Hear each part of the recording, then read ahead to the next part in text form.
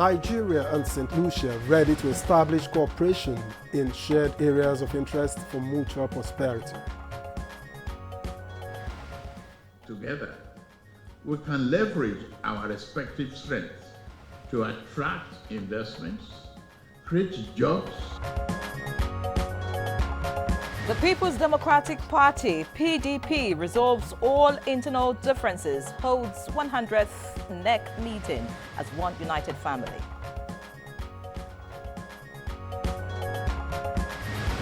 Workers of the Federal Capital Territory Administration protest the non-implementation of their allowances, among others. We have written thousands of letters to the management, and up to now, we have not had anything. Good morning, Nigeria. Today we shall examine the proposed registration of political parties and much later examine Nigeria's participation at Bonn Climate Change Conference.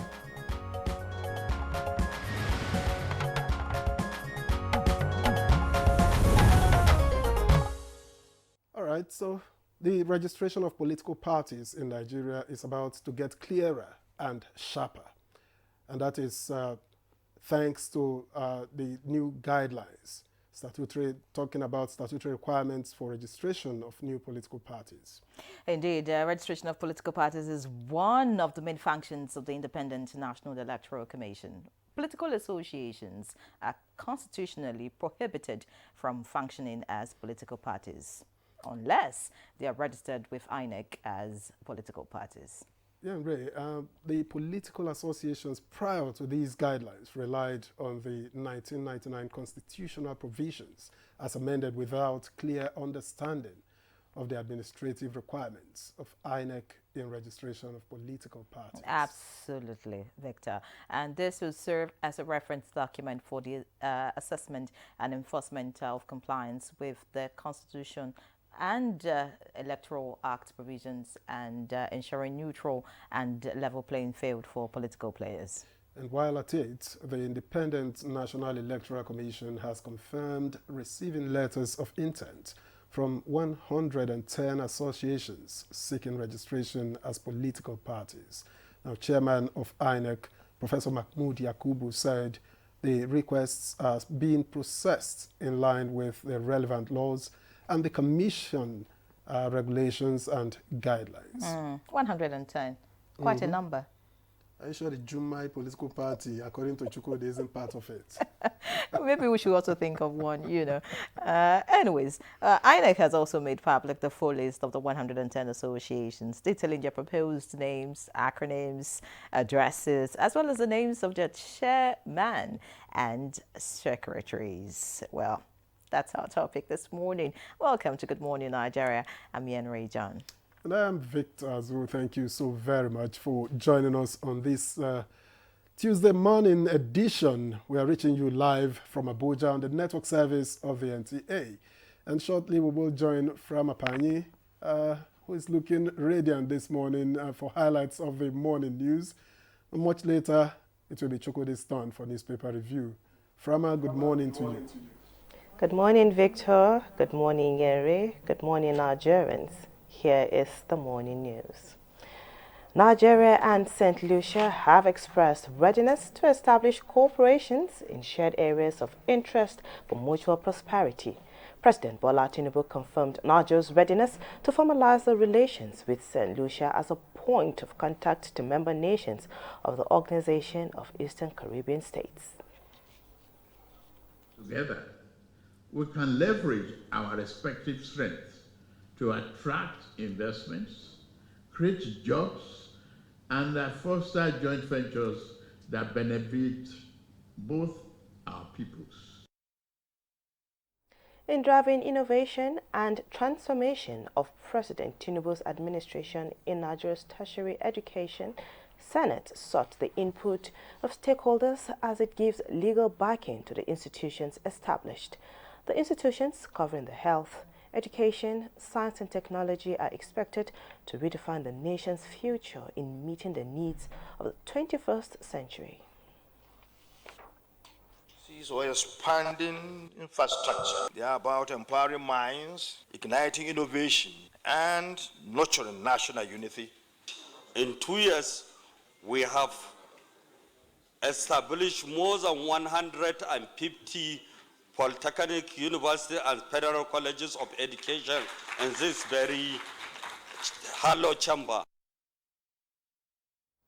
The House of Representatives ad hoc committee on emergency rule in Rivers State has asked the sole administrator of the state, Vice Admiral Ibok Eke Ibas, to submit a breakdown of major items in the 2025 1.48 trillion appropriation bill.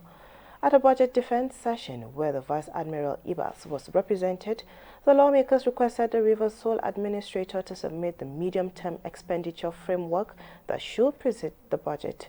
They also expressed reservation over bulk allocations without breakdown in budget, such as 24 billion naira for CCTV cameras to be installed in the state government house. Allocated to the states does not find its way back to the federal government one way or the other. We are not against the project. We are just saying the proper thing should be done. Workers of the Federal Capital Territory Administration are protesting the non-implementation of the allowances, among others. The workers on Monday morning converged on the FCTA premises to press home their demands. About 10 items were enumerated. One, promotion 2023, 24, 25 should be done. We have written thousands of letters to the management, and up to now, we have not had anything. And talking party matters now, the People's Democratic Party, PDP, has resolved all its internal differences and has held its 100th National Executive Committee meeting as one united family. It was reported that NEC unanimously agreed that Senator Samuel Anyanwu continues to act as party national secretary. Party faithful to stop arbitrary demarketing of this party. We are all on the same page. No excuse for coalition. The federal government, in adherence to the Basic Healthcare Provision Fund's guidelines, has approved the disbursement of more than 32 billion to all designated funding gateways to strengthen ongoing efforts to improve public health outcomes across the country. Coordinating Minister of Health and Social Welfare, Professor Ali PARTIE, who revealed this while presiding over the 2025 second quarter of the BHCPF committee meeting in Abuja, also emphasized the significance of the recent signing of the tax reform bills into law by President Bola Tinubu, which will mark a strategic step towards reducing Nigeria's reliance on foreign funding for health and other key sectors. With our ability to fund basic services, because good healthcare is not cheap healthcare. Countries have to invest in it, and Nigeria is investing in it. And those are the news highlights. Good Morning Nigeria continues with Victor and Nyenri after these messages.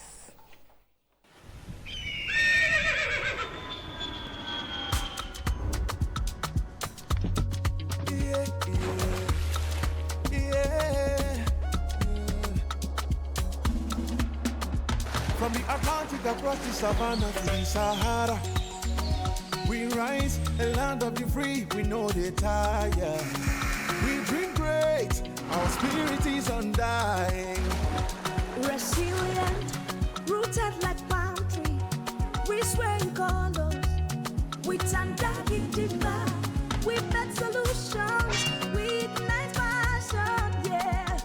Diversity is unique, we have more than just a nation. We are Nigeria, strengthening unity. We know they carry lives. We are Nigeria, together live the dream of a land with great destiny. We are Nigeria. I am the real Nigerian. Brought to you by the National Orientation Agency, NOA.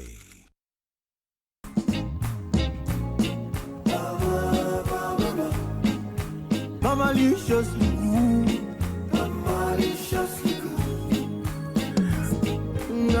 can tell you any day that everything tastes better with the Bama. Oh, maliciously good.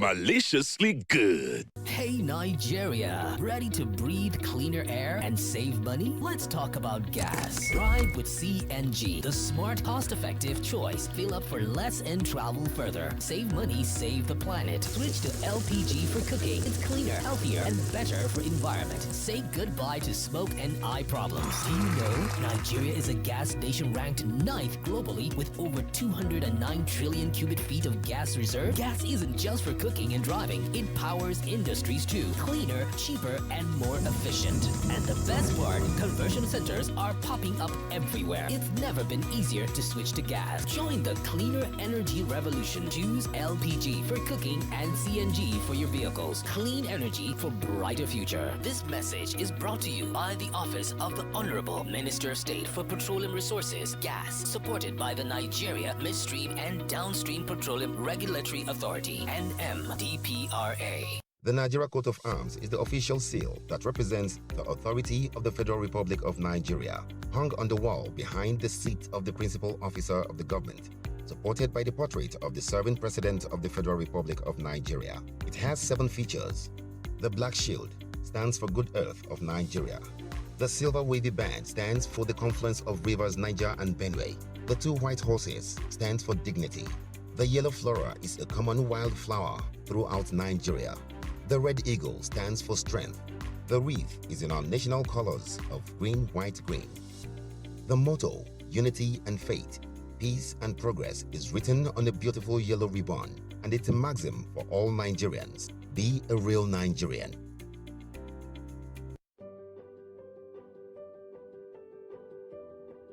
Have you heard the news? The federal government of Nigeria, through its direct benefit transfer program, has started the disbursement of 75,000 naira per household in 3 installments of 25,000, 25,000, 25,000 naira. Each recipient must have a validated national identification number, NIN, to receive the payment on behalf of their household members. To benefit, your household must be in the National Social Register of Poor and Vulnerable Households in Nigeria. The federal government's direct benefit transfer program is helping to reduce the effect of suffering while promoting financial and economic inclusion for the poor and vulnerable population in Nigeria. Ìjọba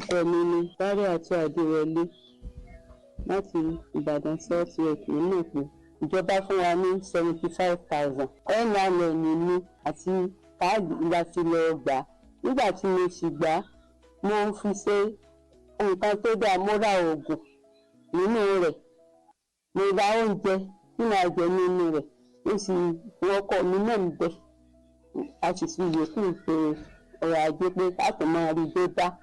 A dúpẹ́ lọ́wọ́ ìjọba wa òkè. This message is brought to you by the Federal Ministry of Information and National Orientation, Federal Ministry of Humanitarian Affairs and Poverty Reduction, in collaboration with the National Social Investment Programs Agency, National Social Safety Nets Coordinating Office, and the National Cash Transfer Office. The Nigerian national flag represents our country's history, culture, and identity. It was designed in 1959. The colors are Emerald Green 2.0, which represents agriculture, and Immaculate White represents unity and peace. Know how to handle our flag. Illuminate the environment or don't fly the flag overnight. Do not fly a dirty or tattered flag. Take such flag to the nearest National Orientation Agency office for proper disposal and replacement. The national flag can only be flown at half-mast on the directive of the federal government. The national flag must be flown at the same or higher height when displayed alongside other flags. Don't burn or allow the national flag to fall on the ground. Do not print, decorate, modify, or insert the coat of arms on the flag. Our national heroes are not buried with the flag. They are honored by presenting it to their next of kin during interment. Respect our national flag. Be a real Nigerian. This message was brought to you by the National Orientation Agency, NOA. Up next is newspaper review.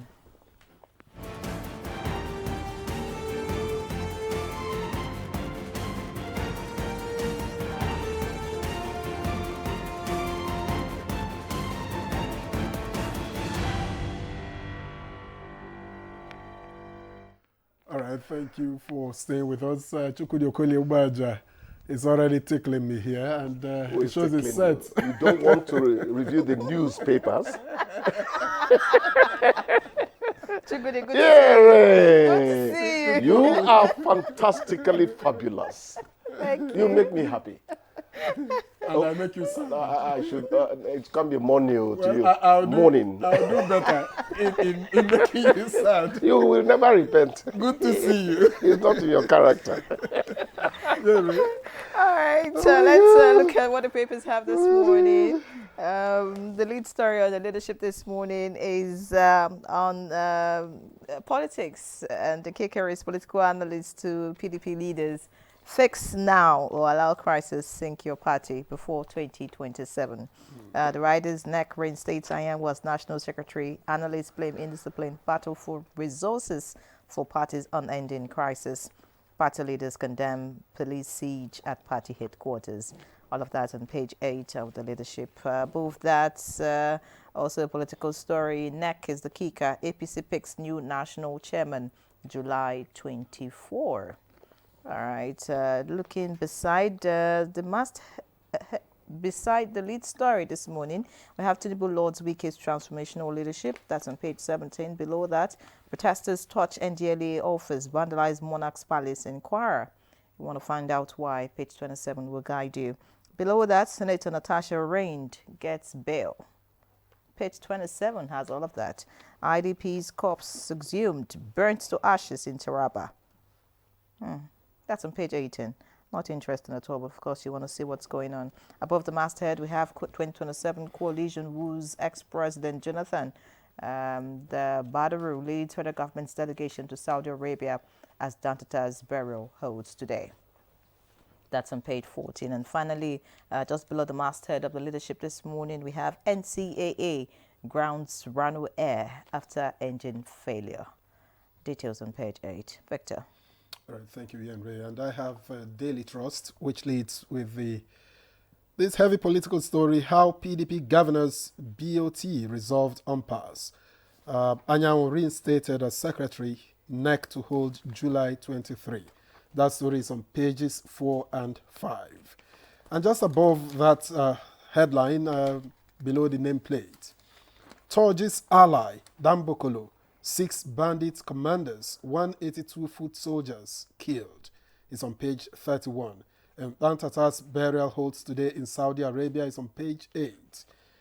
Below the picture story, which of course details the entrance to the secretariat of the People's Democratic Party in Abuja yesterday, coalition to adopt ADC Wednesday is on page 6.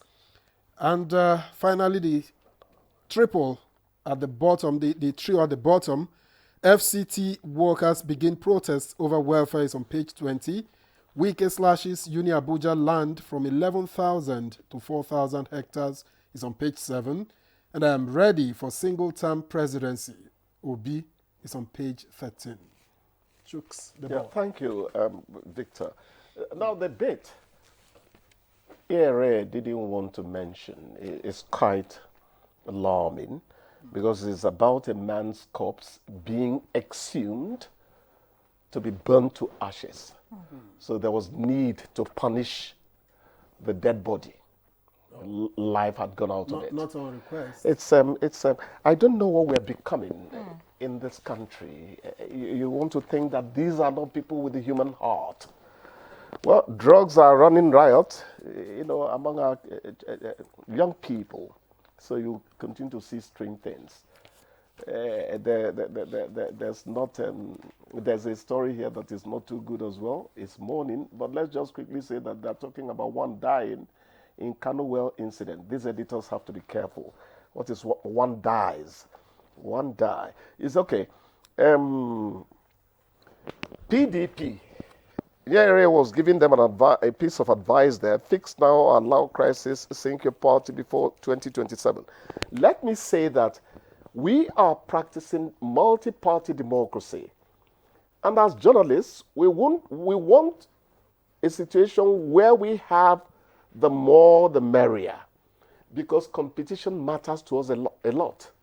If we are practicing multi-party democracy, we would like a situation where there are at least two parties, one of which we will say could win the very important posts in politics.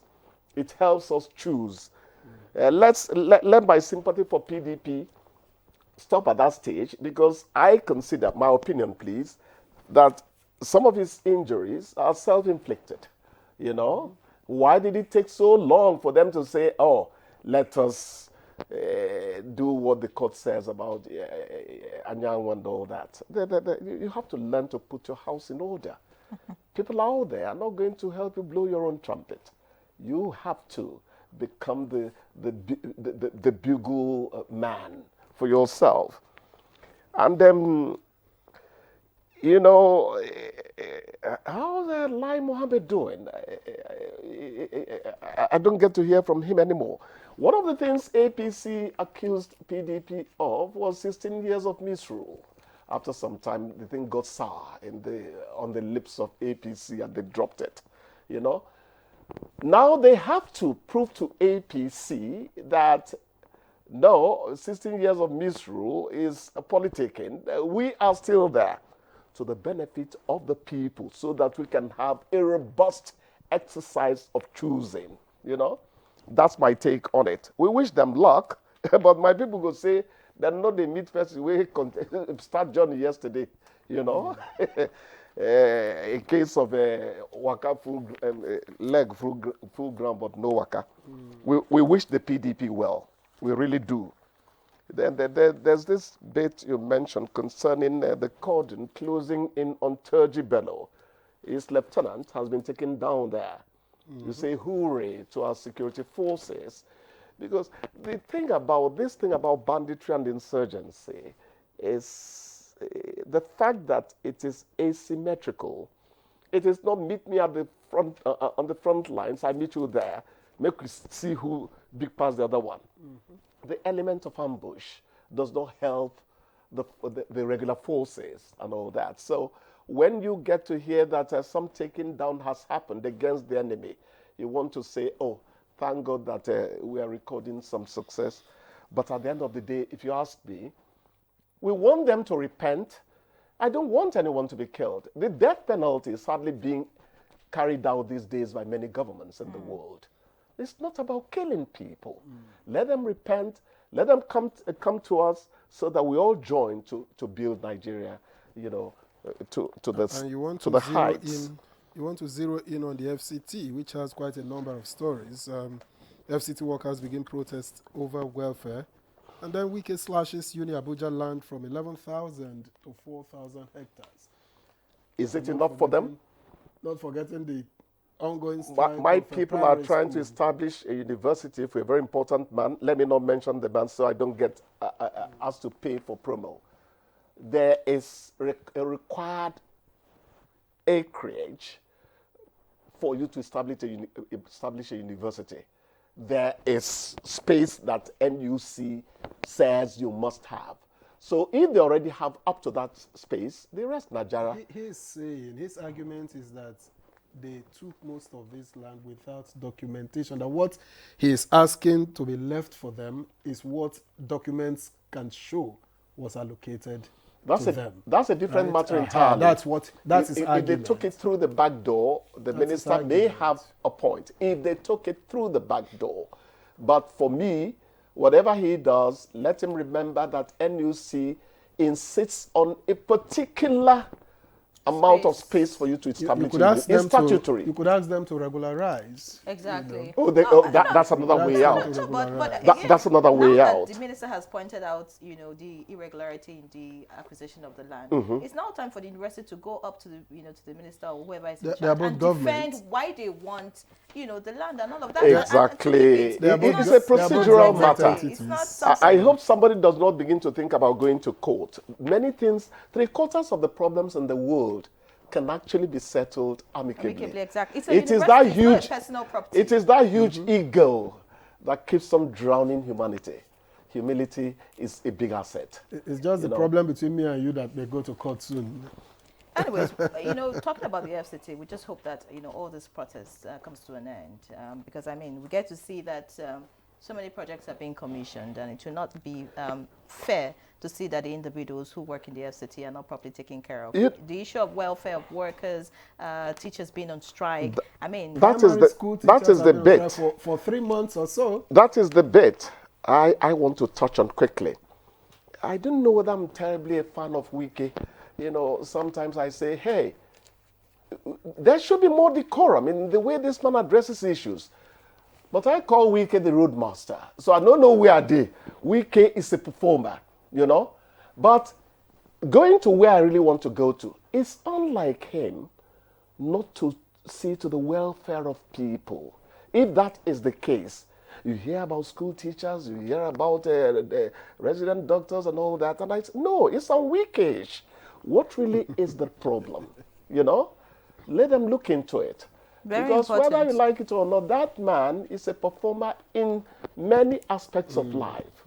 When it comes to telling journalists the questions to ask, when he's on, and that's when Chukudi has issues with him, then I tell them, no, you take him to the basics. We are journalists. And Peter Obi is ready for a single-term presidency?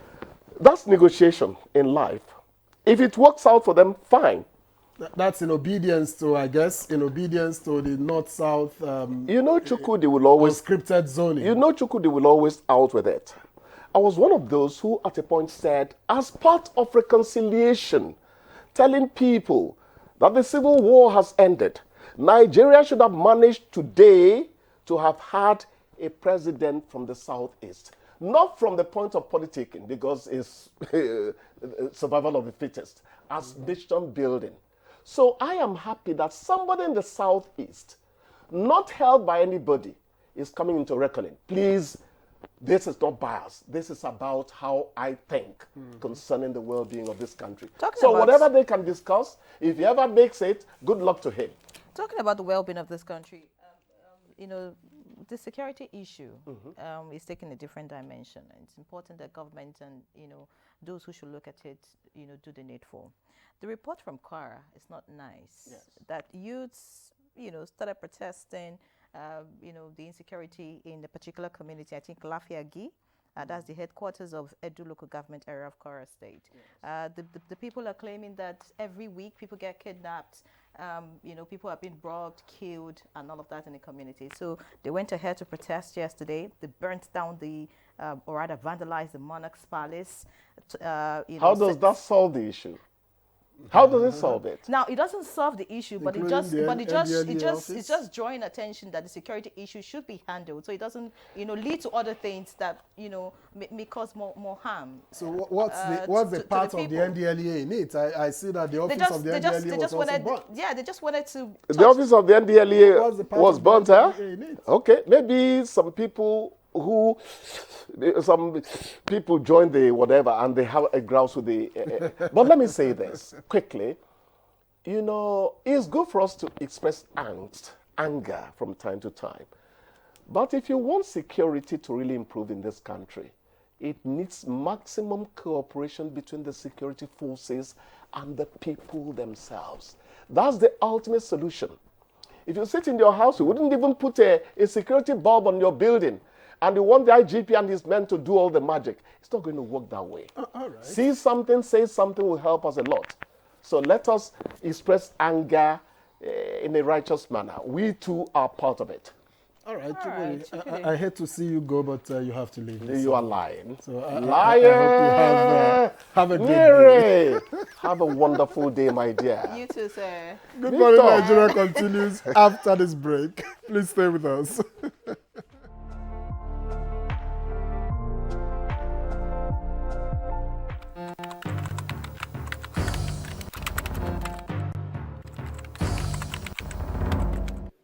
Pleased to announce encouraging news from the National Bureau of Statistics, which released the Consumer Price Index, the CPI, for April 2025 only yesterday.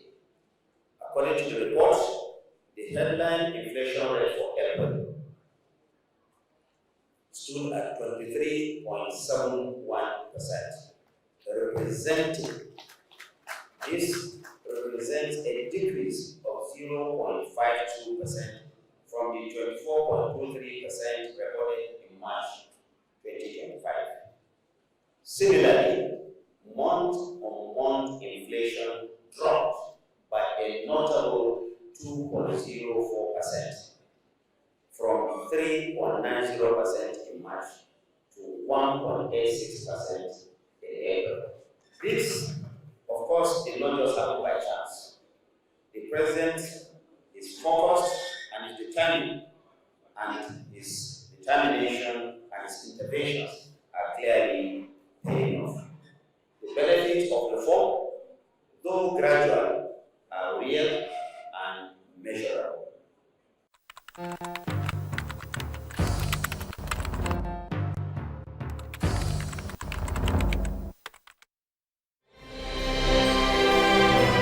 A new edition of TV Guide is out, featuring an impeccable personality with purposeful leadership. Abba Abubakar Aliu, MD, CEO of Rural Electrification Agency, takes us through the gamut of activities and mandates of Rural Electrification Agency, as well as its achievements and dreams. I really want to see that I leave a lasting legacy that can be spoken of in a very long period of time. Welcome to a world of fun and excitement as we also present an assemblage of professionals in the media space. Some compelling NTA programs, current trends in the fashion world, ICT, sports, entertainment, and lots more. Meet Professor Charles Anosike, the Director General and Chief Executive Officer of the Nigerian Meteorological Agency, as he shares his vision in repositioning NIMET as a key player in Nigeria's climate strategy. Get a copy at the vendor near you or any NTA station nationwide. TV Guide, your indispensable companion. Anything in front of the camera, you're there. I'm hosting a TV show. I could take your job. Like yeah. Just say you see that your kneecap. Just say I will finish and you won't stand for you. By night, I do brand influencing. So if you need a face for your brand. Wait, which brand are you influencing in the night? We'll get back to it. Okay, Powerhouse Family.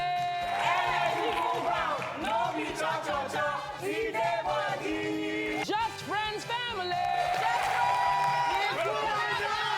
It's time for us to play. Name a place a group of girlfriends might go for a fun night out. Go! Yep. Survey says. Sarah loves food, but she does not eat much. I know that feeling. Your stomach says, no. Name something a woman might likely need when she's acting moody. Money. Food. Attention. Love making. You look like you are speaking from experience. Survey says.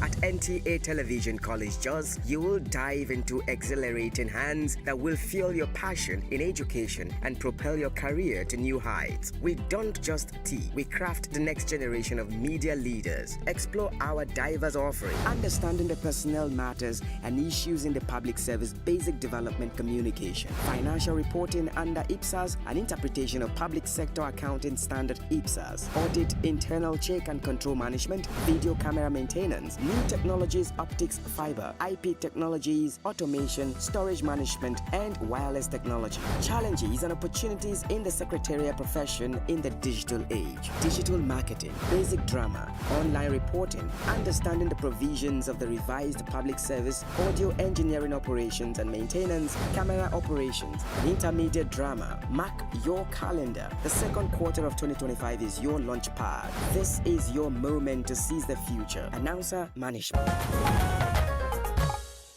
Welcome back. You're still watching Good Morning Nigeria live on the network service of the NTA. And just before we bring in our guests for our conversation on the proposed registration of political parties, let's take this background report put together by our correspondent Oyeyemi Ajayi.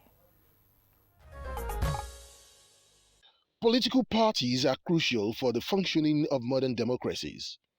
They are vital links between citizens and government, mobilizing support, shaping policy, and providing a framework for political participation and competition. It is a platform for representation. Many parties have emanated from groups with political consciousness and some willing to make changes in the political space of the country with their own ideology and idiosyncrasies, and that has made the number of political parties in the country to continue to increase. Recently, the Independent National Electoral Commission (INEC) reveals 110 associations applied to the commission seeking the registration as political parties ahead of the 2027 general elections. According to the INEC chairman, Professor Mahmoud Yakubu, these political associations were the ones that had submitted letters of intent as of Monday, 23rd June. But he warned that INEC would not accord preferential treatment to applicants irrespective of the status of their promoters, either ordinary or prominent citizens.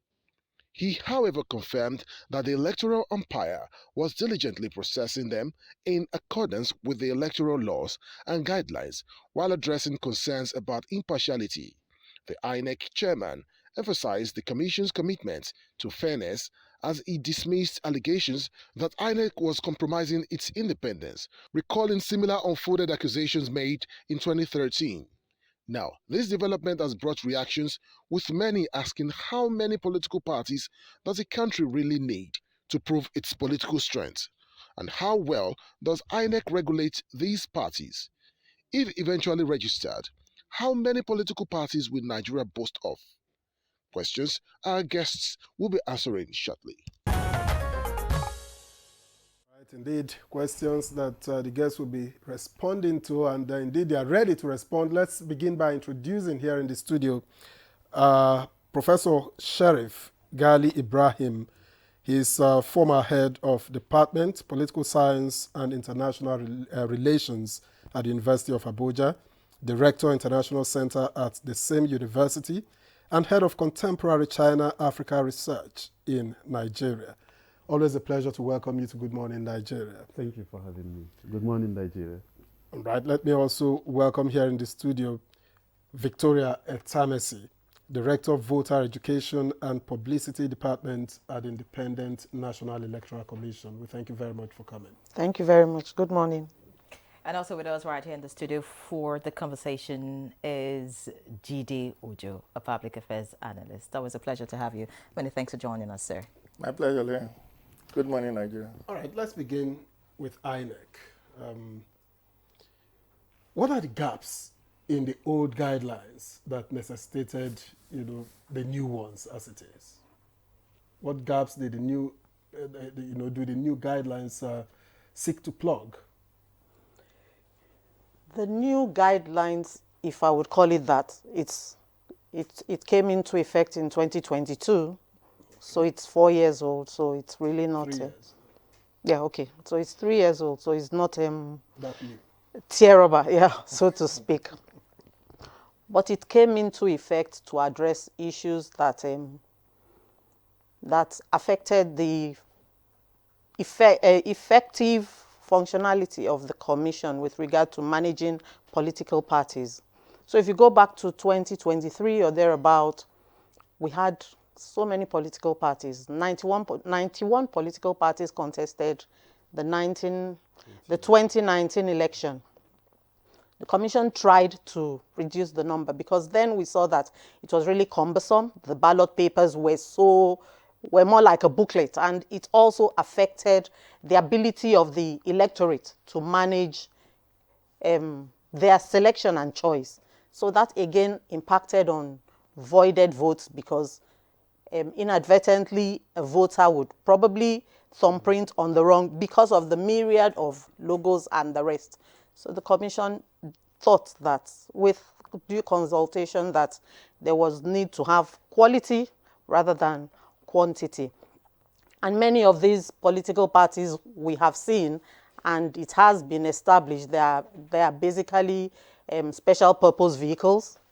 So they just come on when it's close to election so that they can probably negotiate for whatever with the leading parties. So there was need to streamline and ensure that those who were there for serious business and really needed and were ready to help the citizenry, so to speak, to be good players, if I may use that expression, in the political arena. So essentially 2022 guidelines and regulations helped to manage the number, because it was with the guidelines now that it was established based on the provisions of the Constitution and the Electoral Act, because the Constitution was also amended going back to the 2023 saga, where the Commission deregistered some parties.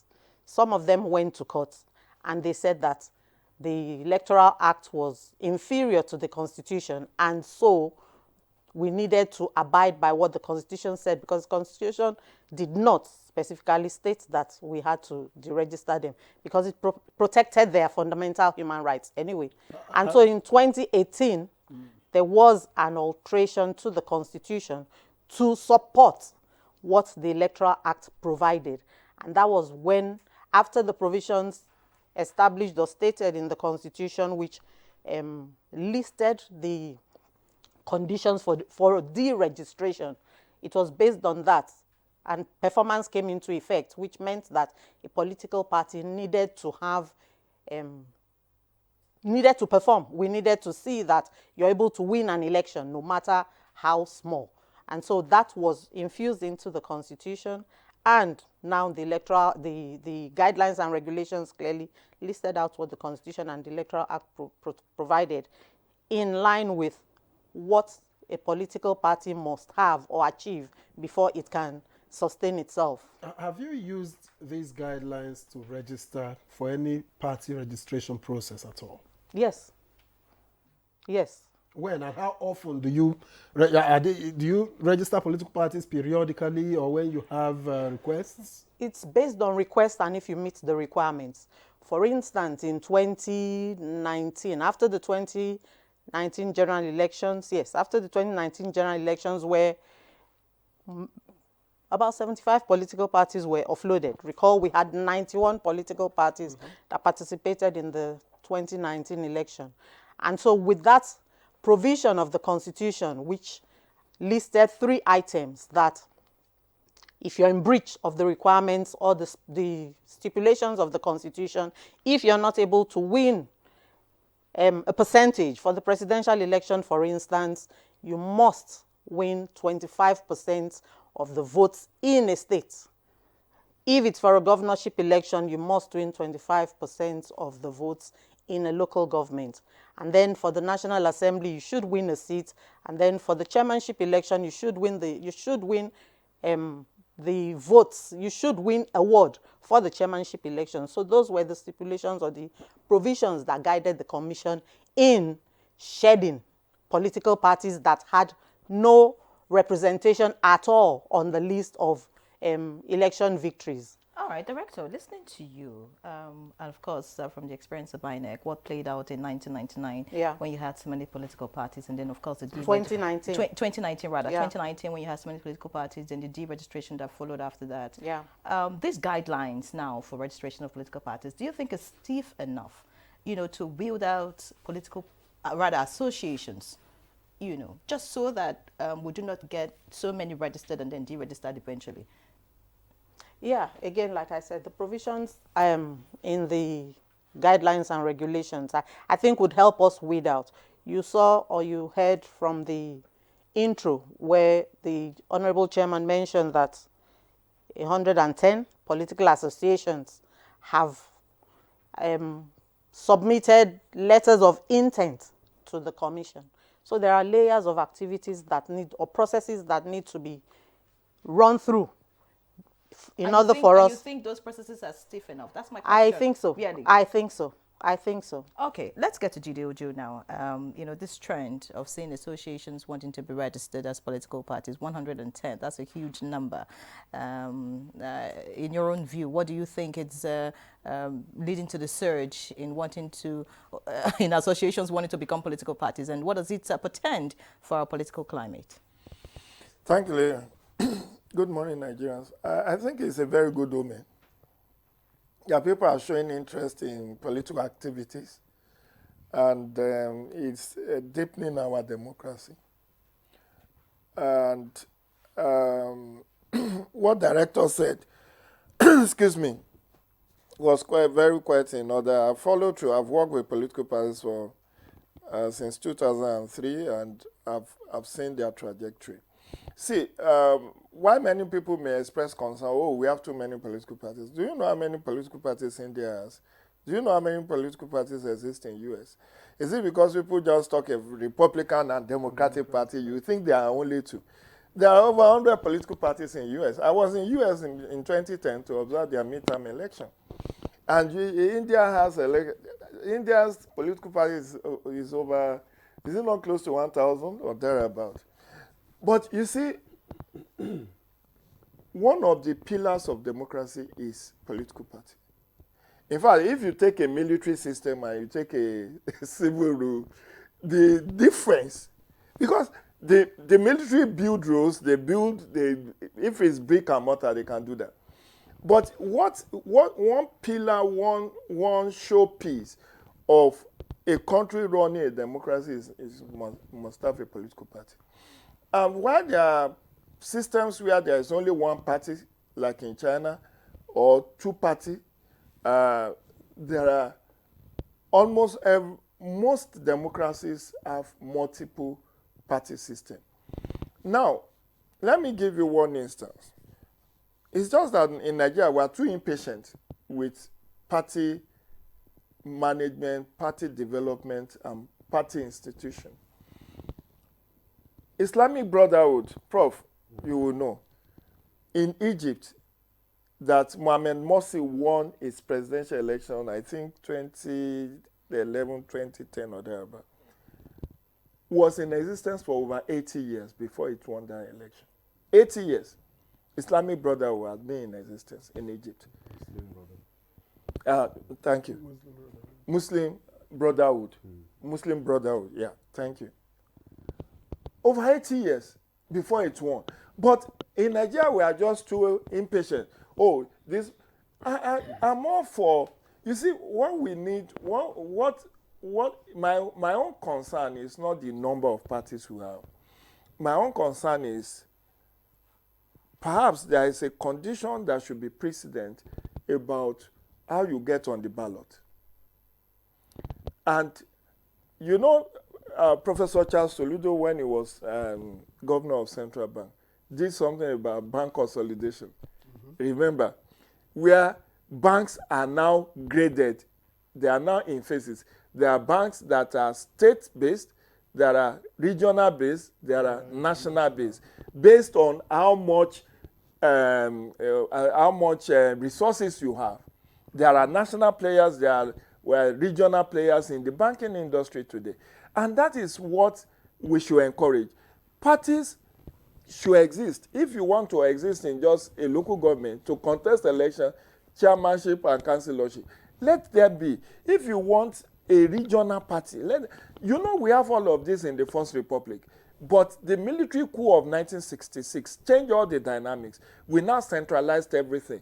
Parties must have offices in 2/3 of Nigeria. They must have national headquarters. And then you now wonder whether this party could muster resources to run efficiently and professionally these offices that we are putting them under pressure to establish. But it is all because of our history with military rule that the perception of some people in time past is that we need to have a centralized system. That's why today people are calling for the scrapping of State Independent Electoral Commission. Let INEC take over their role. They are calling for the scrape, and they said they don't want state police. Let there be only one policing system. But is that what other federal system does? Let me share something with you. When I was researching, I wrote about this party development. I mean, when the issue of contention about Nigeria is now dovetailing into one party system, when people were shouting, I said, look, Nigeria is already a one-party state, but not de jure, it's de facto. There is a de jure. A de jure means by law, Nigeria is a multi-party system. So we have 19 registered political parties as we speak. But there is one dominant party. which is what also happens in many other democracies. If you talk about South Africa, what will come to your mind? ANC. But there are so many other political parties. There is DA, there is EFF, Economic Freedom Party, there is Inkatha Freedom Party. But people don't get to hear about them. They win 1 or 2 seats, they still exist. But if you say South Africa, you say ANC. If you go to Ghana, you will think there are only 2 political parties, NPP and NDC. But there are other parties, including the party that was established by Kwame Nkrumah. It's still in existence. They win 1 or 2 seats in the parliament. But Ghana is seen as a de facto 2-party state. The same thing with UK. Many people think there's only the Conservative and the Labour Party in UK. But there are about 8 to 12 political parties in UK. Only that there are 2 dominant. The same thing with US that I cited earlier on. Over 100 parties that exist across the states, 50 states in US. But the dominant ones are Republican and the Democratic Party. So what Nigeria is also coming to terms with is that, depending on your perception, you can say Nigeria is a de facto 2-party state if you want to look at PDP and APC. Or you say it's a de facto 1-party state because of the migration, the pilgrimage of people from other political parties into the ruling APC. So the more the merrier for me in a democracy. You cannot shut the door against party registration. Right. The only thing is that encourage them to be, and INEC is doing a lot in terms of training, capacity building for this. I've been involved in some of the activities in time past, but not so we just need to give, because usually when you register a party today, before that party will become a winning, electoral winning party, it takes a bit of time. You have to do recruitment of members. You have to do your congresses from what Congress, local government Congress, state Congress, to national convention, to now elect your officials. Then you need money to run the daily activities of those parties. Look at PDP that was in power for 16 years.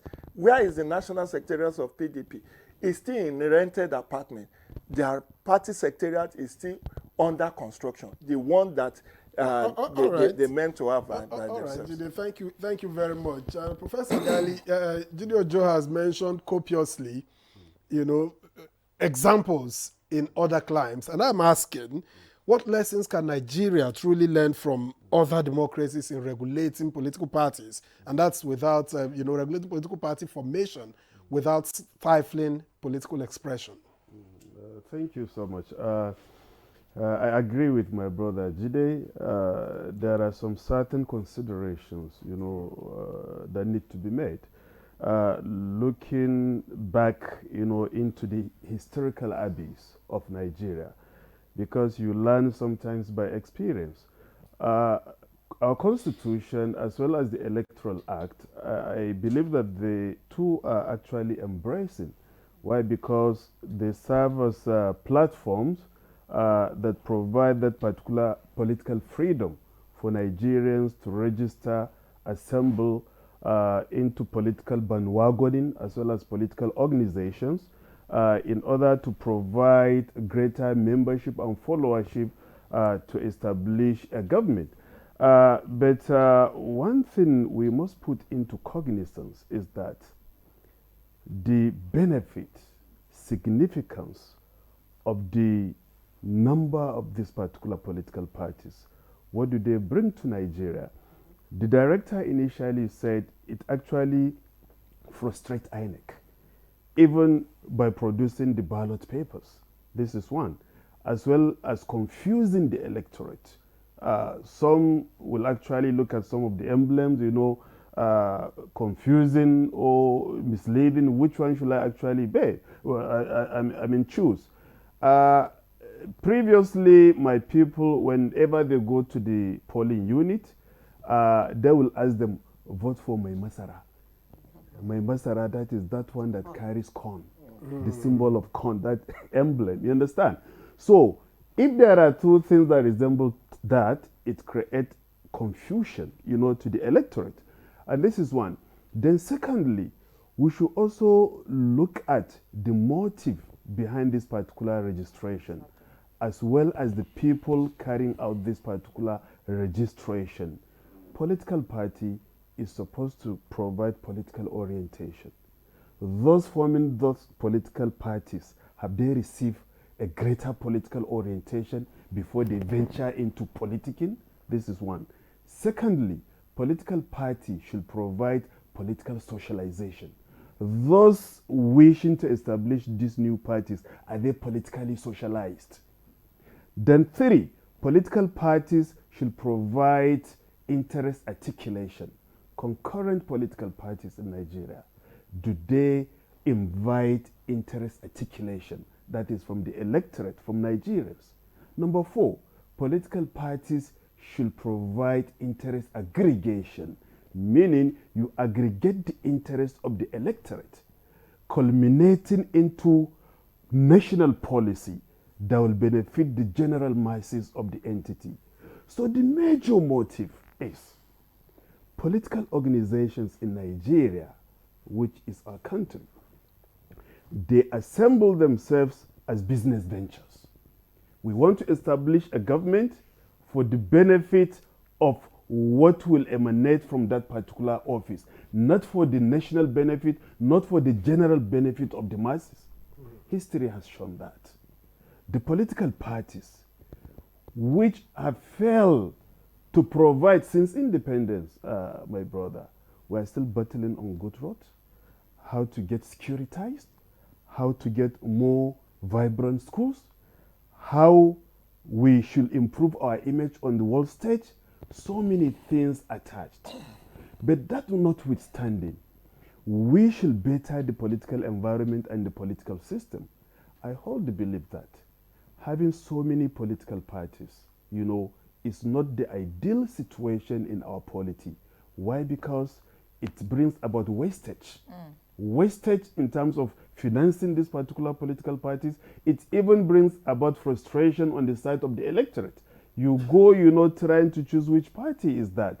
Then these political parties, again, what we need to have is we must rise to the position of changing the narrative and alternating from the Western style democracy.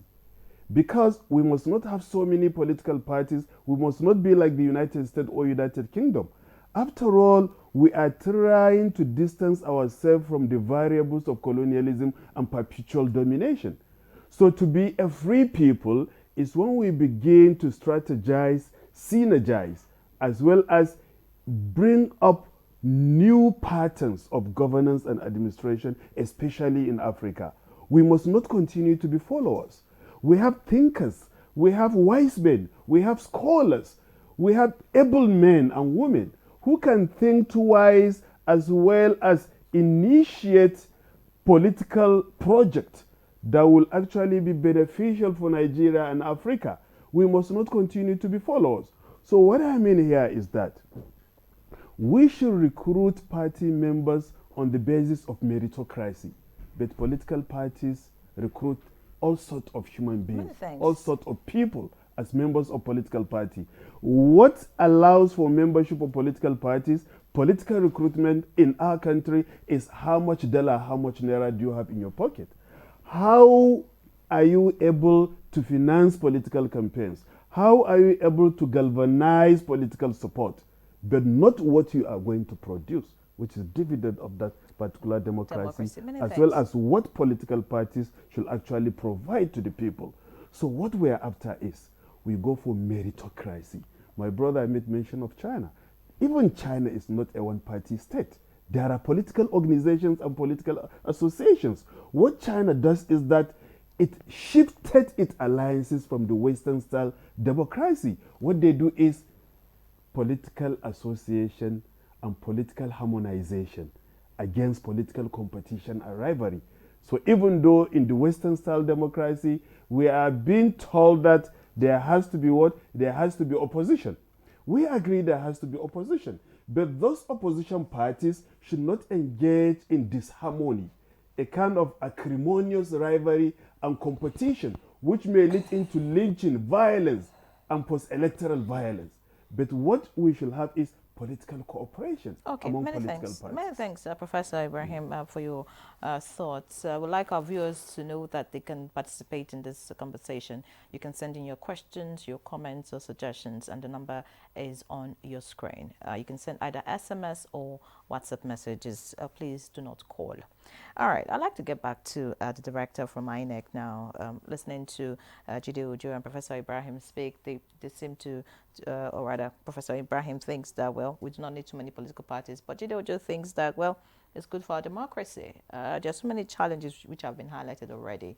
I mean, strain on the part of INEC, financially, logistics, different, spheres for the voters, frustration, yes, of course, because, I mean, trying to pick out political parties from a very bulky ballot sheet, can be something else. But I want to know what INEC, intends to do with all of this coming up. 110 associations seeking registration. At the moment, a lot of critics think that INEC is not monitoring and regulating the existing political parties, just 19. Enough.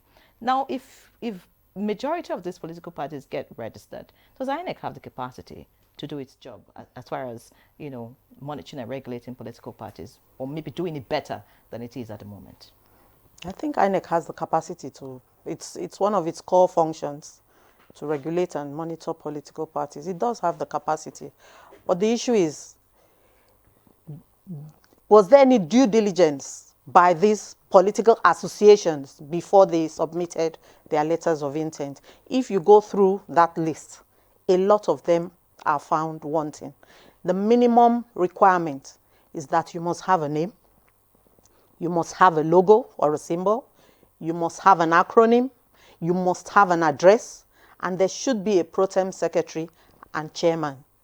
Quite a significant number of these political associations were found wanting in one of these or the other. Not very few, maybe about half, met all the requirements. So it's really not, in that instance, you wouldn't say the commission is the one throwing them out. They have thrown themselves out because the guidelines and regulations are there, the Electoral Act is there, but they still went ahead and submitted a letter of intent that does not convey or cover or provide information on all of those, in all of those boxes. So it's really not an issue of whether INEC has the capacity, but the issue is, are the political parties, like the political associations, like Prof said, what are they bringing to the table? It's like just wanting to join the bandwagon so that it will be on record. The Honorable Chairman made a joke during the stakeholder meeting, and somebody said, oh, didn't you see me? I was a member during the signing of the peace call. So you're just interested in, okay, being amongst the big shots when the cameras are on. And from the outset, you probably didn't have any agenda, or you knew you weren't going to go far. So at the end of the day, I think it is to question or to interrogate the honesty and the seriousness that these associations bring to bear, what they are bringing to the table, whether they even intend to go anywhere or whether they are just unnecessarily giving the commission, I don't want to use the word stress, just making it vent its energy for nothing. But at the end of the day, there are layers of scrutiny that would be exercised to ensure that the wheat is separated from the chaff, and then those who survive, having gone through all those layers of scrutiny, would definitely How transparent would this process be? Oh, it's very transparent. For instance, okay, the associations have submitted their letters of intent. The commission has acknowledged the receipt of those letters. Now it is going through. It has itemized all the submissions so that everyone can see. I think it's you during the intro, you put it on the screen. So you can even see the political associations that have shot themselves in the foot already. That means they won't even move to the next stage. And by the time you get to the next stage, once you meet the requirements for this at this level, and the commission acknowledges, you make the payment of the administrative fee, and you're given access to upload your documents and particulars online. It's going to be strictly electronic. So Once that upload is done, and then the commission will now sit again back and scrutinize all the submissions and attachments. I think nothing can be more transparent than that. And again, they would be notified if they do not meet the threshold in line with the Constitution, the provisions of the Constitution and the Electoral Act, and the guidelines and regulations. And after that, then they move on to the last stage where the commission would now notify those who have scaled the requirements. I'm just wondering if the commission has a bias in favor of registering as many political parties as possible, or bias in favor of reducing, to the barest minimum. Because I'm trying to see how you are going to enforce compliance without being, accused of partisanship.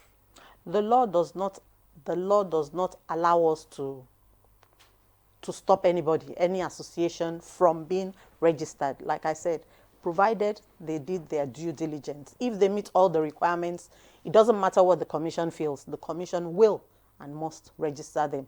So like I mentioned earlier, they themselves, quite a number of them, just have shot themselves in the foot right from the onset.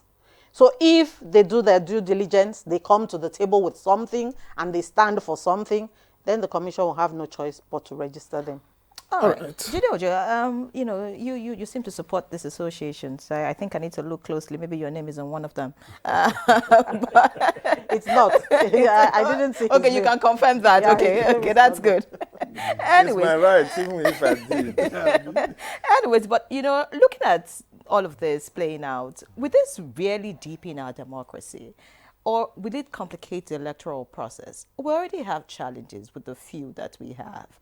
Handling them is a big issue. I mean, you have come on this program a number of times and you have talked about our elections, INEC not being the problem most of the time, but the political parties, lack of ideologies, political parties who are just there because of negotiations and all, what they can get and all. Would this not complicate the problem? For Nigerians generally, because at the end of the day, I mean, if our political space is toxic or not working, it's the people that suffer. Thank you. See, it's an evolution. Let me, for the benefit of those who may not know, the commission in between 1999 and 2002, the commission attempted to stop the registration of certain political associations. And they went to court. Remember, it was Chief Ganifayemi that was the lead counsel for those associations. And the court ruled, you cannot stop them. This is a democracy.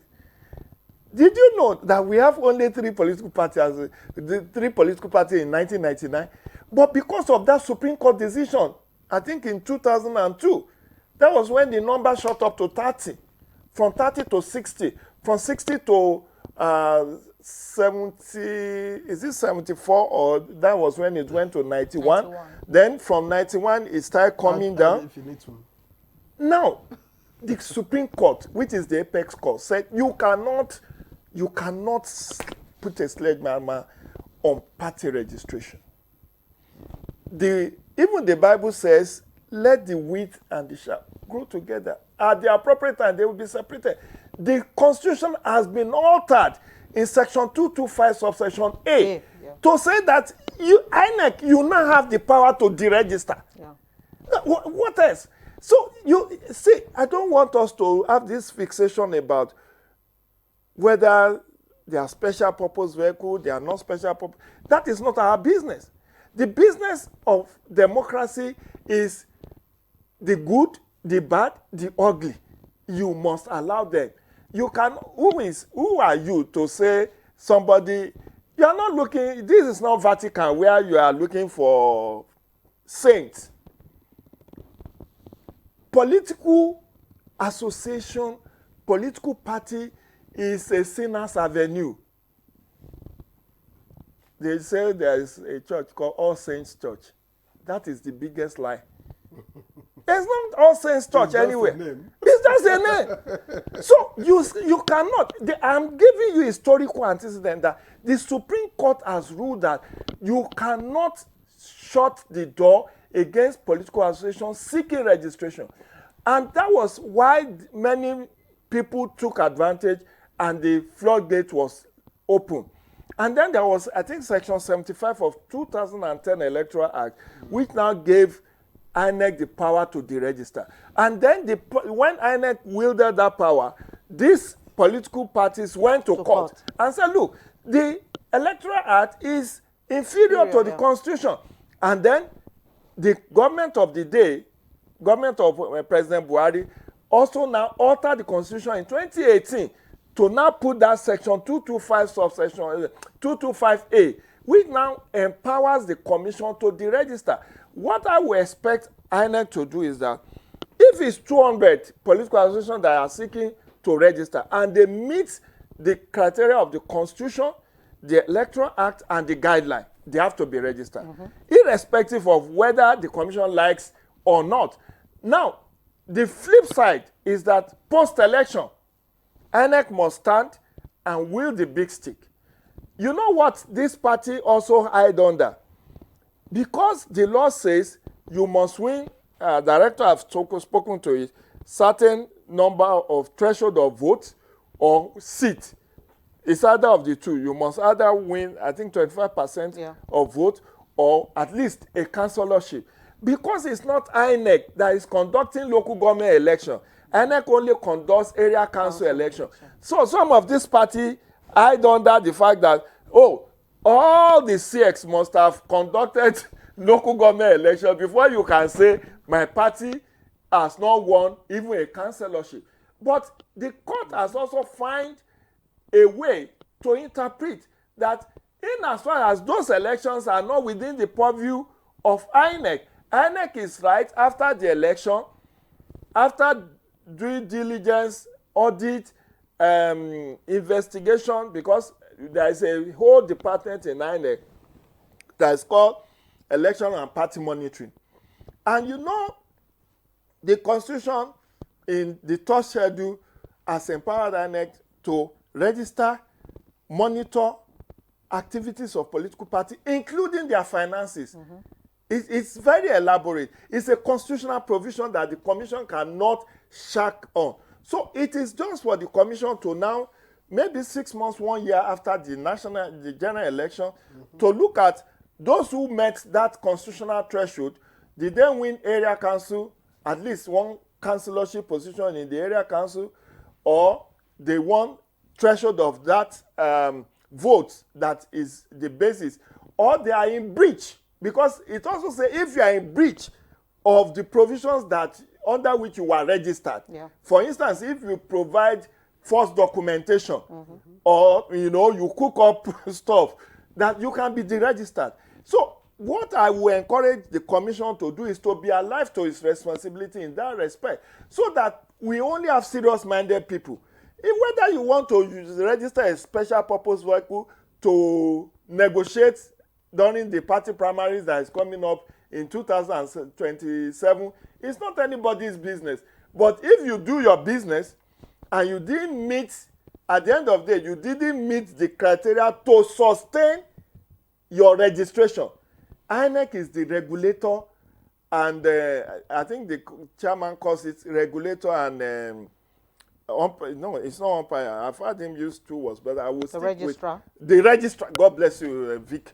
The registrar and the regulator of the party. So it is for whoever is the party, the commission have to meet, maybe 6 months, 1 year after the general election, to now do a proper assessment. How many of these parties met the condition to sustain their registration? If they don't, you don't look at anybody's size, even if it's your brother that registered the party. But won't the damage have been done already? Which damage are you talking about? I mean, if these political parties were registered to carry out a particular motive during the general election, they have participated already. We already have bulky ballot paper, for example. INEC has gone through the financial strain of having to produce ballot papers. The voters themselves have been frustrated trying to get their candidates, on the ballot sheet. Who has done the study to say that the party see, let's what played out in 2019? I mean, having 91. I mean, we know the level of literacy in this country. All right, he just talked about Masara, for example, and all of that. So I mean, there's all that confusion going on.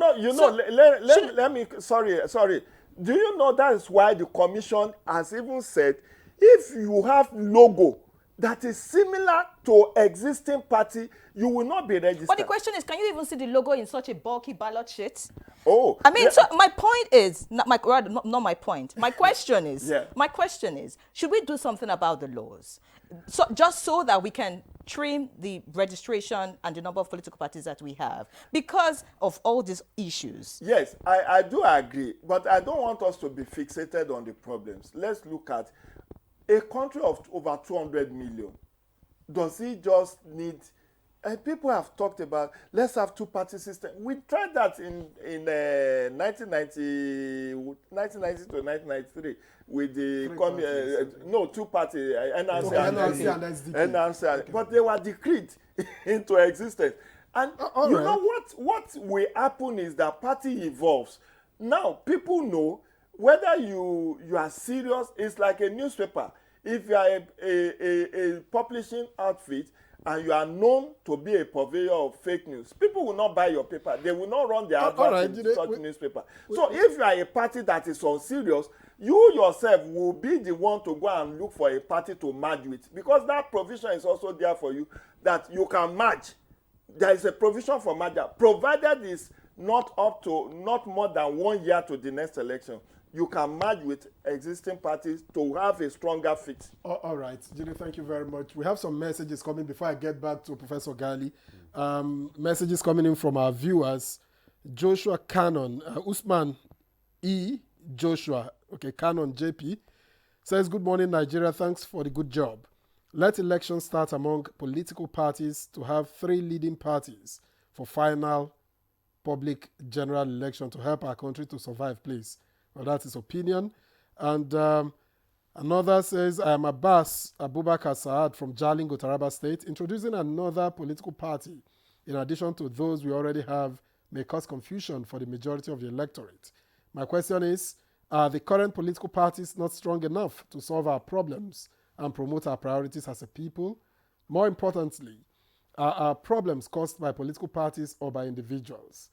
I believe having only 2 political parties would be ideal. If you do not belong to Party A, you would automatically belong to Party B. Well, what of those who don't like A and B? And another says, your guests have nailed the real issues. What many of these people registering political parties just want is to acquire the title, former presidential candidate of Party XYZ. Yeah, Ray? All right, more comments here. This one says, good morning, Nigerians. Good morning, our guests in the studio. I'm suspecting some persons are sponsoring these new political parties for their personal interest to get money from the major political parties during the election. My regards to my mentor. You have your mentee here watching, Vincent Ugbediojo from Lugbe in FHA. And of course, we have Good Day Ma. During the last election, many Nigerians who registered did not get their voter cards. That's coming to INEC to vote. What is the problem? When will you start new voter registration? I'm sure you'll respond to that. This one says, advise the Senate to make new laws on party regulations. Good morning, Nigeria. The proposed registration of new parties to me is unnecessary and uncalled for. INEC should work with the political parties we have now. Coming from Eda Samuel Shaibu Ihima from Kogi State. All right, you want to respond to some of the comments? Yeah, let me start with the registration. So the Commission has actually released the dates for the commencement of or resumption of continuous voter registration. So August 18th will start nationwide. And before then, for Anambra, since we have Anambra governorship election coming up in November, registration would commence in Anambra a month ahead of the nationwide registration. There will be a 10-day registration exercise in Anambra in July. It's next week, actually. Yes, from the 8th to the 17th of July in Anambra. But for the nationwide, it is August 18th. And they will have the opportunity for those who didn't collect their cards earlier to collect their cards if they want to make changes, corrections. The opportunity would be there. But like as was mentioned by the Honorable Chair, this time around it's going to be physical appearance at the wards first. before they eventually move on to the two-tier registration process. So we'll start with the physical for now. Then after a week. All right, thank you. Let me get to Professor Yes, the Gali. online. The online first. No. We're starting with the physical first before we now open the window for those who would do the online and now complete with the... All right. Now, there's so much talk, Prof, about the number, even from the comments of the viewers, is our problem, the number of political parties and all whatnot. But in your opinion, as a political scientist, to what extent does the existing political party structure contribute to Nigeria's democratic development? Now, we have 110, applications. Does it signal vibrancy or does it signal, is it just systemic fragmentation? No, it just signals complexity and complications. I'm happy my brother Jide, in his submission, he recommended and advocated for just 3 political parties. When he made mention for the good, the bad, and the ugly. It means that there just 3 political parties. I'm putting words in my mouth. Fantastic submission. Yes. It's not on my behalf. He has to write his own memorandum. But you don't see that the bad and the ugly will dominate. And they can form a coalition. So, sincerely speaking, from my heart, having a kind of a colossal number of political parties will actually amount to political overdose. And if you take a kind of an overdose drug, definitely you begin to get tipsy. So just the same exemplification given to the political terrain, where you have too many. As a professor of political science, because I'm not interested of knowing the titles and the names of political parties, I cannot categorically mention the whole 18 political parties. I believe even members of INEC, even Jide himself. So why should we have 100 political parties? For God's sake. Even an ordinary man, a common man, will say this is too much, for God's sake. And for the judiciary is to actually improve the political environment or to mar it. Why? Because by the end of the day, you have 100 political parties, 90 political parties, the post-election petitions, as well as tribunal cases. Now it's going to be too much on the judiciary. You understand? And 100 political parties going to court. When are you going to bring out the final verdict for Nigerians to start actually tapping from the dividend of democracy? So the end justifies the means. Political party is not an end to itself, okay, but a process. Okay, so we shouldn't focus too much on political party. We should focus too much on democracy. But would you then support independent candidacy, for instance? That would have been better. Because if you don't align with the characters in this A or B or C. If you have 10, 20, 30 independent candidates, we should have been advocating for independent candidates. That will reduce cost.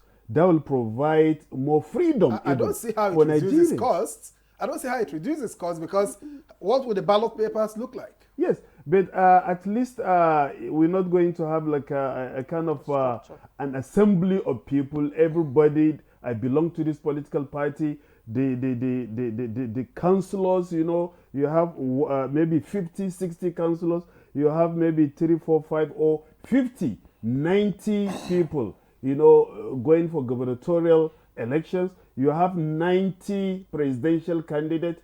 But what we are saying here is that one-man show, individualistic candidature is less expensive than a holistic party movement,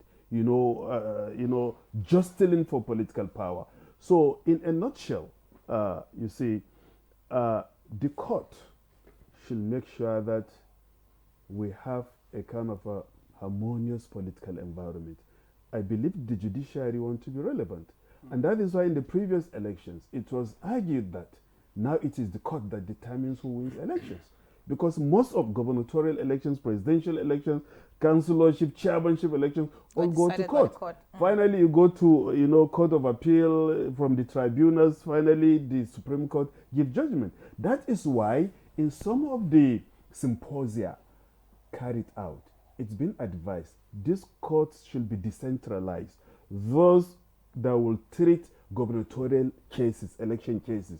Those that will exclusively deal with presidential cases. You don't need to be appealing here and there. And judiciary, sometimes you begin to imagine, this has been said severally, do we have different constitutions? Isn't one constitution, this court will decide, this way, and the other will actually make a different judgment. So the judiciary should actually make it easier for the political environment, for Nigerians and the political associations. Why? The level we want to be relevant, we shouldn't be like the Congress of United States of America.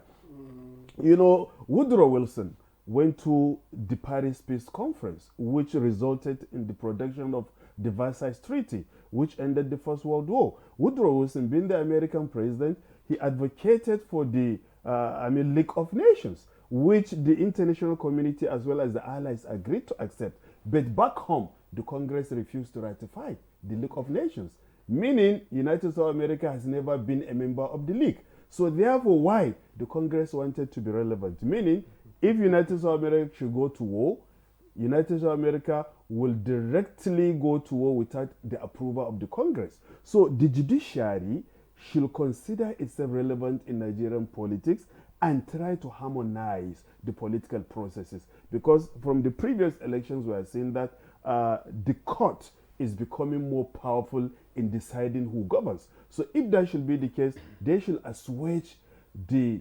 difficulties, to be experienced within the political processes by, and I'm happy that the Constitution is there, which the Electoral Act will have to actually be a macrocosm of the general Constitution by deriving those particular rules and general guidelines for political parties to be registered.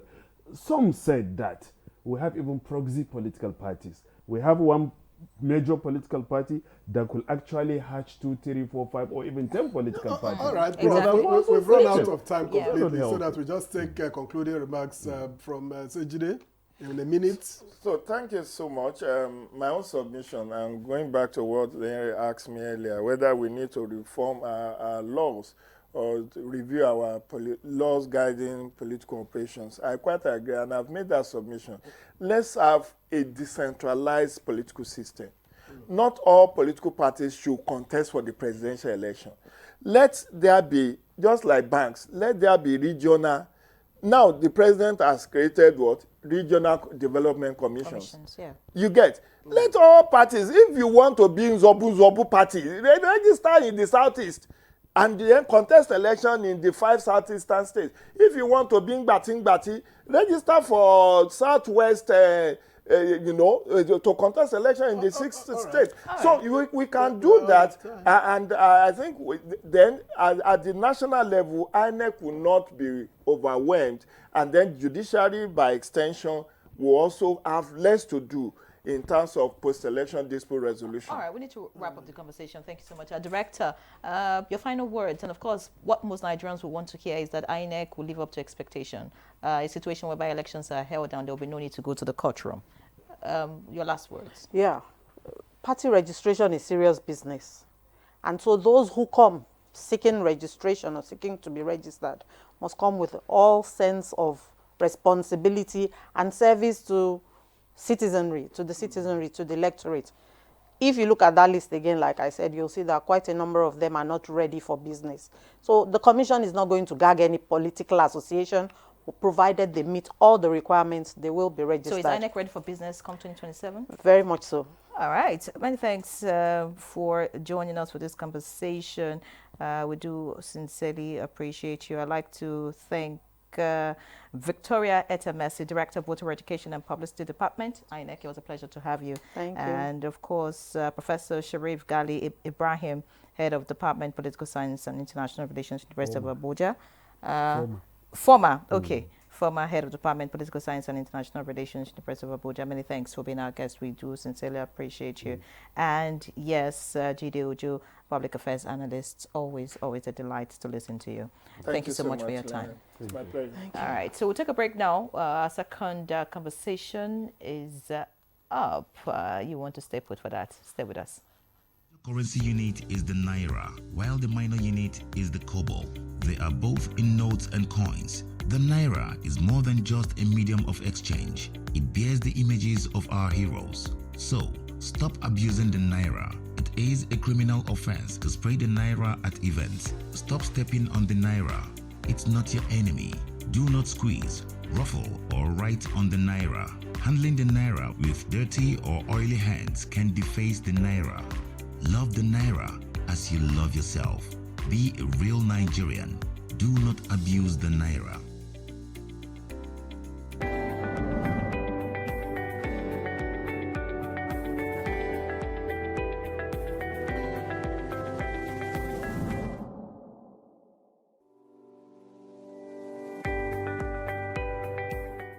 When we think about the digital economy, you can see it as the marketplace for digital goods and services. And increasingly, it's becoming a force to reckon with and an incredible contributor to economic growth, because we've seen the growth in technology and digital platforms. Technology has it really permeated every aspect of life and business, the way we live, the way we work. And when we talk about the digital economy, we're really talking about leveraging technology and digital platforms in a powerful way to drive growth, to drive solutions to problems, to drive applications, and to provide services. The digital economy is something that has the potential to help Nigeria leapfrog a lot of its development challenges, right? Because think about what the mobile phone did for Nigeria years ago. That is the potential we have for digital, because it has a way of reducing the barriers to innovation. It has a way of being able to transform service delivery, whether it's government's delivery of services or whether it's services in the health system, where people can use digital to actually be able to see their patients better. But it takes a lot to realize that potential of digital. The first thing is like every other thing, there's an infrastructure you have to build to be able to make sure that digital economy can thrive. Think of something like, capturing that happens in Nigeria, right? Where you capture, people's biometric when they go for a driver's license, when they go for passports, and each of those are separate things. Can we imagine a system where we're able to streamline that and actually have a platform that exchange biometric information that makes it easier for people to access passports, easier for people to register to vote. But today it's very tough, right? But those are basic infrastructure that needs to be invested in. A lot of it is through government and private sector collaborations to make it happen. If we're looking to accelerate growth in the Nigerian space, we really need to look at enabling the digital economy. That includes providing digital infrastructure, connectivity, because that's the highway, like the highway that everything rides on. We need to think about digital capacity building in terms of the suppliers to the economy and also the consumers within the economy. So a robust digital literacy initiative. The good thing about technology is that, one, it helps you to transcend boundaries. Two, it creates a level playing field, really, because if you create a solution, a technology-based solution that is applicable in this environment, that same technology can be applicable, exported to other environments. And, technology platforms also help drive collaboration, right? When we're thinking about innovation, when we're thinking about business growth, collaboration is an important part of that. So when we think about the impacts with the rest of the world, we find that actually technology platforms are giving us an opportunity to engage more actively, to collaborate, to create partnerships, to even export our knowledge and services for people to engage with. All the great things I'm talking about technology and digital platforms, they need access, internet access, broadband access. So we need to make sure that access is more available and affordable for the average user. The most important thing is to think about where you want to go as a country and actually what type of policies are going to help get you there. There are examples of countries who've been able to transform using digital, for example. There are very clear things those countries did to be able to make it happen. So a lot of this, the pathway to be able to solve these problems are not mysterious. right? It takes courage of the policymakers to be able to understudy some of these things and bring in the policies that work to be able to help them.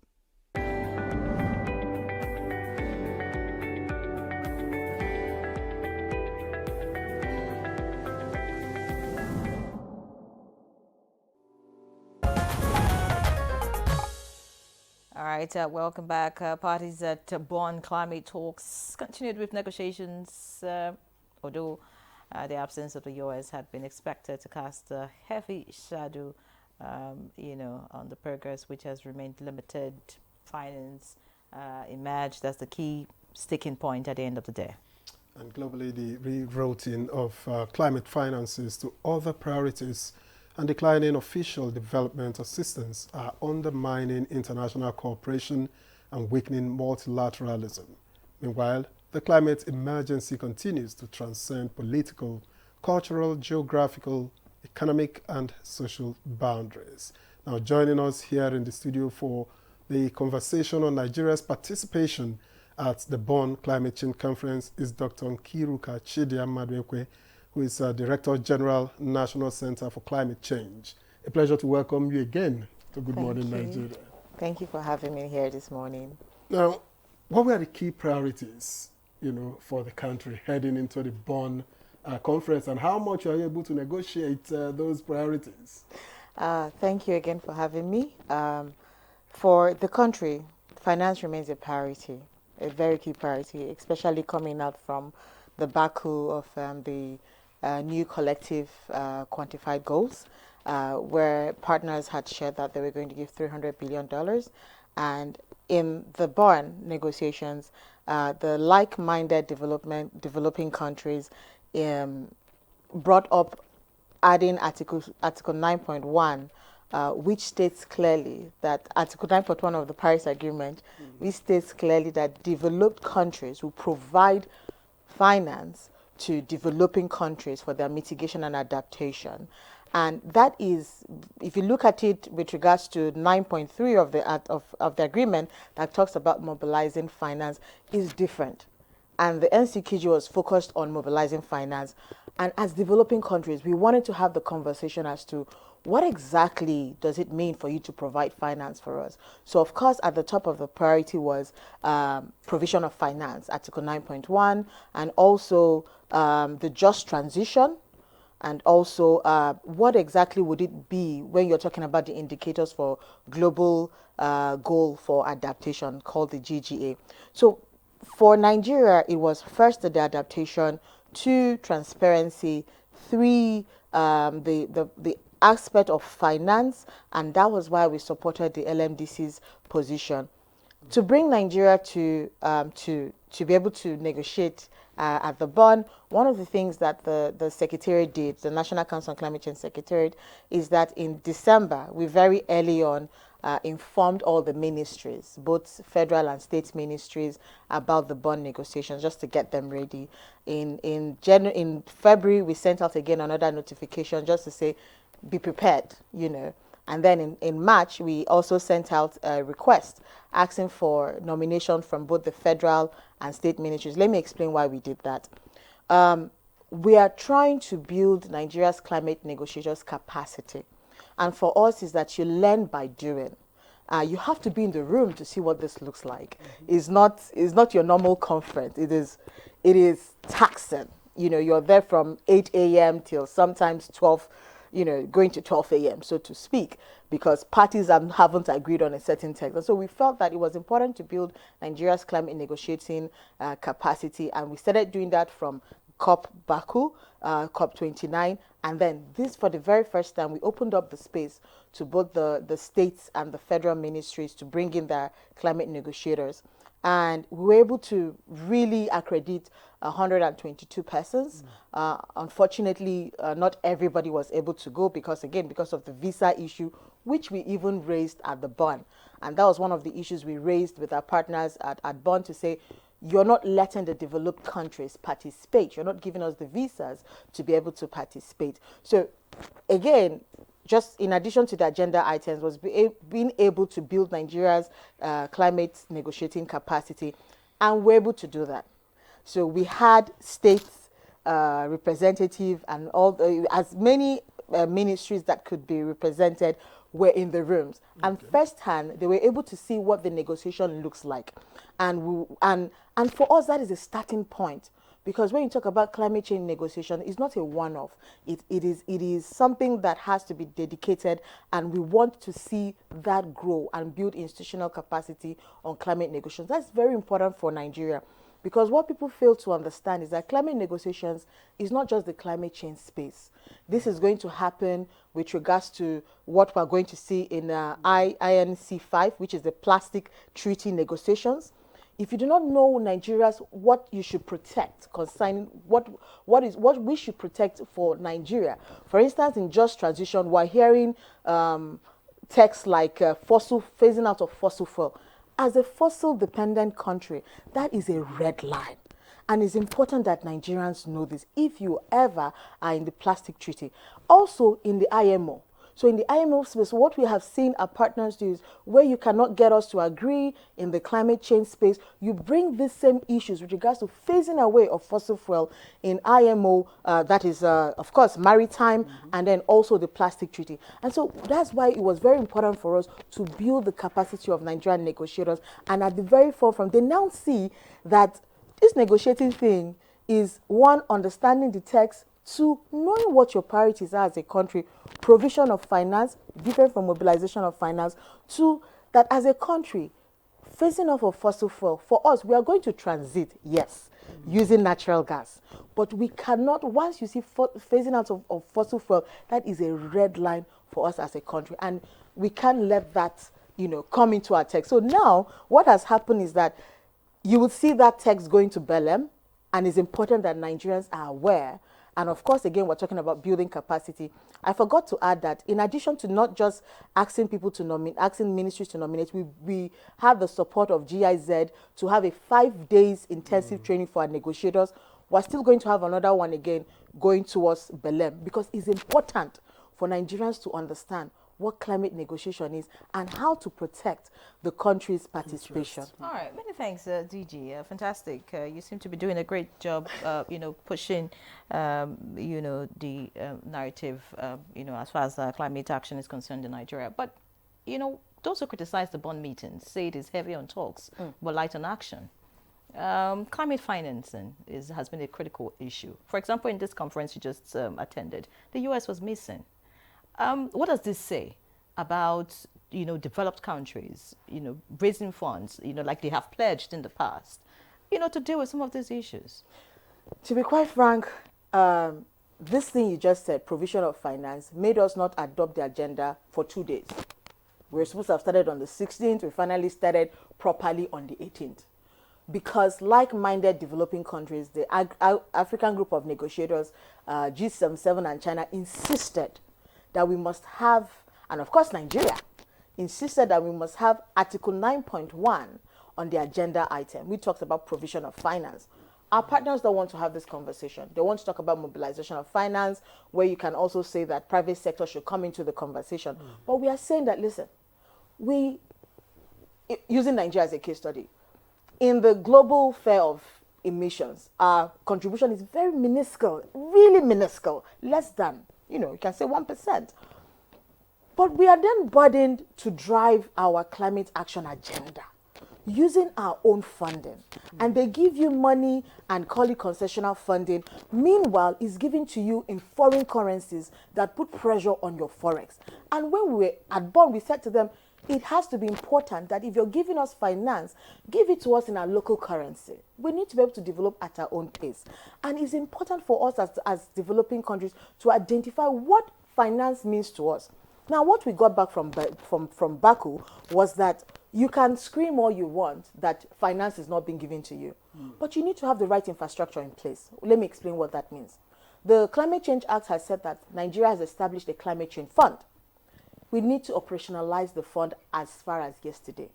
Because what the fund does is that it says clearly to partners, this is a fund that would help you with regards to your mitigation and adaptation. You can also track the funding. So when a partner says to you, oh, we've given you like 30 billion, it's there, and they know what the money was for. What we also saw missing is very clearly what is called climate finance taxonomy. What does climate finance mean to you? What project would accrue as climate finance supported projects? 3 is what is called climate investment strategy. You have to be very clear where you're moving to as a country. Now we're having conversations on what is called the country platform. So what I'm saying in essence is that, yes, the partners have to do their own bits, but us as developing countries, we also have to put in place those infrastructure. And I saw the disconnect between the experts and the negotiators. Let me explain what that means. When for us as supposedly experts who understand what is happening, you say you have to have these things in place. But the negotiators are saying, no, you must have this in the text. What we're saying is that both of them have to go hand in hand. You see a country like Trinidad and Tobago already putting out an action plan, and these people are getting finance like no man's business. Or is it Kenya? So, or Rwanda, that has a green growth fund that has attracted over 20 or so, 250 billion dollars. If Nigeria continues to wait and not operationalize the climate change fund and have very clear documents with regards to policy documents on her climate finance and climate finance taxonomy, we can scream all we want about $300 billion not being enough, but we are not allowing the right infrastructure to be in place to attract that funding. So what are you doing about that? Thank you so much for that question. So we're currently working with of course, we have the support of the Ministry of Finance and also working with NSIA to craft out what the governance structure of the climate change fund would look like. We're also receiving support from the Nationally Determined Contribution Partnership, NDC partnership, to develop the investment plan. We're speaking to partners about support to develop the climate finance taxonomy, but I've given clear deadlines that we have to have this document before Belém. All right, Belém is just some months away. Yes, in November. So before you know it, it's COP30. Yes. And you know, we'll be talking again, like we did in COP29 and like you just did in Bonn. But speak to us really, from the way you speak with optimism. You know, like this conference is going to bring some real change. But what role does geopolitical tensions and national interests play in stalling some of this progress? Well, what you said is very important. National interests and geopolitical politics is important because people are there to support and guard their national interests. And it still goes back to why you should know what your national interest is. People say I have it very difficult pronouncing that word, but multilateralism, right? Which basically just means all of us coming together to solve a global issue. It looks like it's not working, and we said it very clearly at the Bonn. We were very disappointed the fact that our partners just couldn't agree to have 9.1 on the agenda, 4.3 of the convention on the agenda that talks about provision of finance. And we said we need to work together to be able to resolve this problem. As a developing country, you need to be able to participate in that conversation. Let me not lie. 2 days, 3-4 days into the whole process, I was like, what are we even doing? Is this necessary? Should Nigeria actually attend the COP? But you know one thing I realized?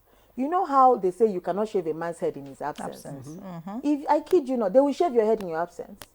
So in as much as it looks like the wheel is not moving, it's gradually moving. Because gradually, we can use the word woke. You can say that the developing countries are now being woke as to what the national interest should be and what kind of partnership they should demand from the partners. They are really now being woke. With the way the talks are going and the conferences are, moving, the temperatures don't seem to be waiting. It's rising by the day. Yeah. Time is running out. Do you think all of this will solve the problem?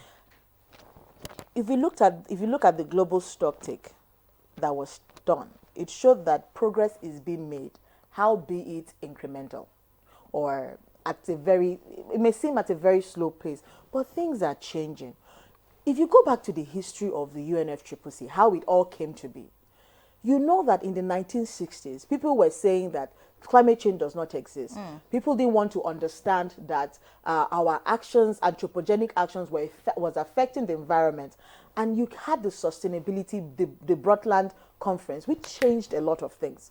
From then on, we have seen how people have moved, even with the IPCC scientific assessment that is telling us your actions are killing you. Now, businesses are starting to bring in sustainability in their operations. Government is thinking budgeting for climate action. In our own little way, everybody is doing something. And gradually, yes, we are not there yet, but we are slowly moving there, not to make sure that we get to 2.5. So if anything else, we are gradually reducing, ensuring that our activities are not harming the environment as at the rate it would have if we became an ostrich falling from the 1960s. In practical terms, how do outcomes from conferences, global conferences like Bonn, translates to local action?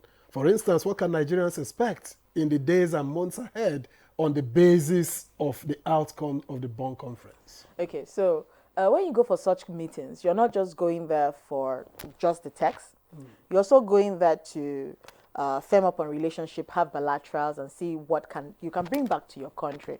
One of the things that has come out of the Bonn meeting is a meeting that happened with myself and my DG brother Nezra yesterday, is to have a conversation on what is called the plastic aluminum can deposit scheme, where Nigerians will be paid money for returning back plastic or aluminum can that they use. Because we saw what that was, how we saw that Germany has what is called a deposit scheme. And we saw that and we said, how can we adopt that in Nigeria? So we're going to be having informal conversations with relevant stakeholders to see how that will align to the country. So now, exposure. Number two is we had a meeting with Commonwealth where they're going to help us design what is called the Climate Gender Digital Hub, which again will influence Nigerians positively. Not just that, but very important, you asked a very good question, which is livelihoods. If, God forbid, Nigeria was not in the room where we saw phase out of fossil fuel, and Nigeria wasn't having, because Nigeria was very strong on saying this is a red line, what that would mean to us is that should they agree to phase out fossil fuel, and they said we agreed because we are parties, that will impact on our economy. Hugely impact on our economy. So those are things that may not look like they are advantages, but they're very critical to the normal lives of every Nigerian. But economy versus the damage, how do you strike that balance? Yes, critical to our economy because we are a mono economy, but what of the damage, which is existential in nature? Okay, so you're talking about the fossil fuel, no? Okay. What you see happening now is that technologies are in place, and I know that the oil and gas companies are working very hard, especially NNPC and co, are working very hard to put in place, implement regulations that will help them capture what is called methane, reduce gas flaring, utilize the gas flare that we have, and ensure that our processes are sustainable. So those processes are in place. Because you cannot cut off fossil fuel in this country. You're going to have what is called stranded assets. And that leaves us with what? We're going to be further in economic crisis? No. But one thing we have said is that we can use our God-given resources to develop this country. You're talking about, when you talk about energy, you're talking about access to energy. You're talking about energy security. Energy security means access to energy that is affordable and that is available. And what we have is fossil fuel. And the government has said we're going to use natural gas as a transition fuel. All right, many thanks, DG. We need to wrap up this conversation because of time. And of course, we know that a lot of developing countries, if you like, are hoping that the $100 million, $300 billion fund, as promised by the developed nations, would actually become reality. And of course, as we look forward to COP30, what are your expectations? Fantastic. Expectations is to define what 9.1 means to us. Now, you said something, which is the NCQG. NCQG talks about mobilization of finance, not provision of finance. And we want them to say clearly to us, how are we going to provide that 300 billion, not how are we going to mobilize that 300 billion. It needs to also be clear that when you're giving us funding, what kind of funding are you giving us? Because if you look at the convention, Article 4 of the convention, it talks about grants and concessional loans, and also ensuring that the monies you give to us, if they are concessional loans, should be in our local currency to help us drive and not put pressure on our forex. All right. Hope to see you in COP30 in the coming months. And of course, we hope that some of this narrative would be heard by those who should hear it. Many thanks once again for joining us, DG. Victor, I hope you could help me with this. Yes. Nkiruka Chidia Madwekwe, Director General NCCC. We thank you very much for coming and for the insights. Thank you so much for having me this morning. All right, so that's Good Morning Nigeria this Tuesday. Many thanks for being a part of it. I'm Yan Ray John. Remain tuned to the NTA. And I am Victor Azu. Tomorrow is another date. Let's keep it.